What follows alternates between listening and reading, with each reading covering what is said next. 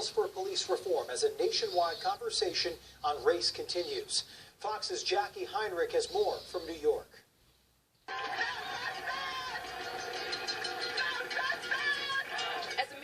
Wrap up the 4th of July holiday weekend, demonstrations against racial injustice and police brutality are spreading across the U.S. Protesters in Minneapolis marched peacefully on Saturday. They gathered outside the U.S. Bank Stadium, demanding justice for George Floyd and Breonna Taylor. Unlike other rallies where chants are heard loud and clear, the activists calling for police reform made no sound. However, things took a deadly turn in Seattle. A 24-year-old protester died and another was critically injured after a car plowed into the crowd. The incident reportedly took place in a closed interstate early Saturday morning. The driver showed no signs of being impaired. He's in police custody.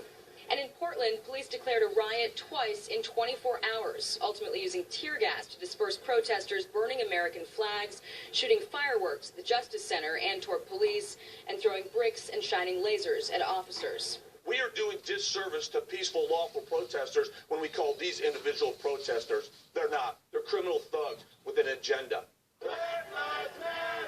And more flag burning in the nation's capital. Demonstrators in D.C. marched along the National Mall to Lafayette Plaza, chanting America was never great. Protests took place just steps away from the White House, where President Trump was hosting a Salute to America event. In nearby Baltimore, protesters pulled down a statue of Christopher Columbus on Independence Day. Using ropes, they toppled the monument near Little Italy. The demonstrators say the Italian explorer is responsible for the genocide and exploitation of Native Americans. The crowd threw the sculpture into the city's inner harbor. Statues of Columbus have also been removed or vandalized in cities like Miami and Boston, where one was decapitated. In New York, Jackie Heinrich, Fox News. We're waiting on 8 big Supreme Court decisions with major election year implications.